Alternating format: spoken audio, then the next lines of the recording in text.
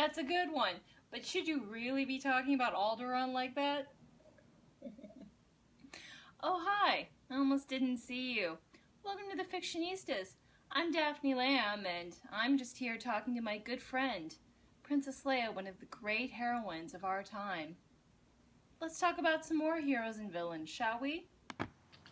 So, yeah, heroes and villains. What makes a good hero? What makes a good villain?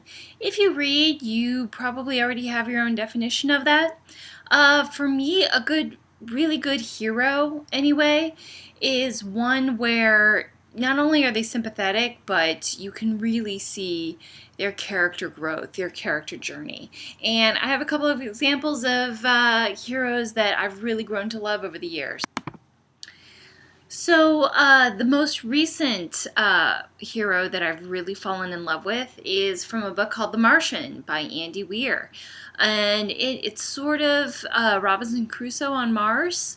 And we follow our hero named Mark Watney, and as he is left behind by his expedition, and he's got to figure out a way to get back home to Earth. It's a great book. It's a very buzzed about book, and there's a very good reason why. It's also being made into a movie currently, so I'm excited to see that. But it's a really, really great book, and he's a great hero. Mark is a great hero.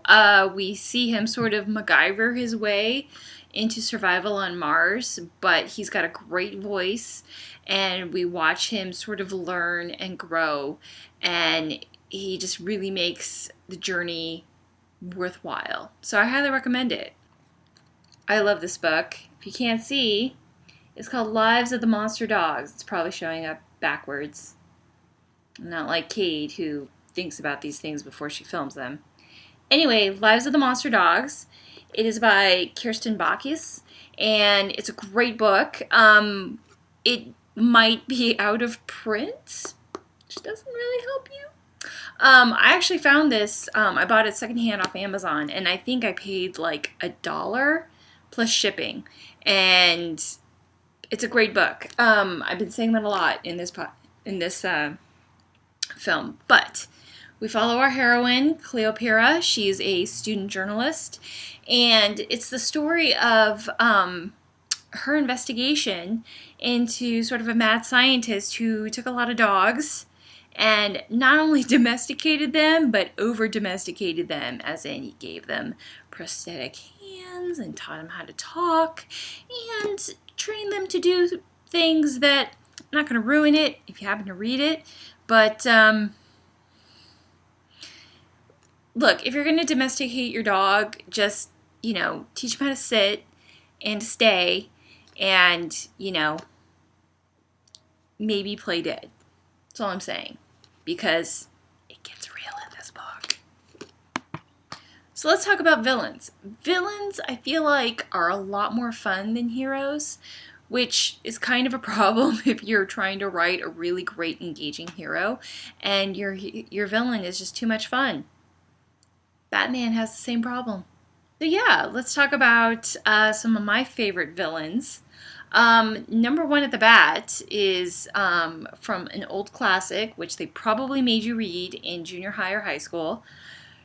They made you read it, but maybe you didn't actually read it. Maybe you just kind of watched the movie. Maybe you fell asleep during the movie. I don't know. But is this The Great Gatsby by F. Scott Fitzgerald. Now, maybe you think I'm about to say Jay Gatsby is a villain, but no, you're wrong. It's Daisy Buchanan.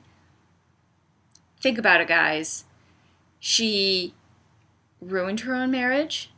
She strung men along. She was always looking for the better deal. And you know what happened? People died. Daisy Buchanan. She's a great villain, though. She kind of got everything she wanted, I guess. So there it is, heroes and villains. Maybe I'll write to the bar that they've set so high in terms of characters to talk about. Yeah, it's been another interesting week for us, but we've got more great stuff coming. As always, tweet tweet at us, hashtag us, whatever it is you kids do on social media these days, and follow all 5 of us. We're on Twitter, we're on Facebook, and we're coming out with some really, really great stuff.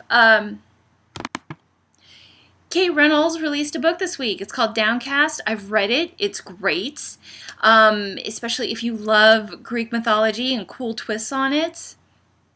Read it. Pick it up wherever you pick up books, or download them, you crazy kids on your computer.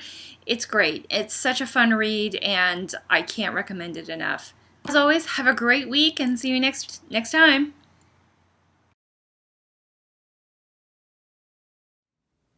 Hey, Princess Leia, you kind of owe me $5 for the pizza.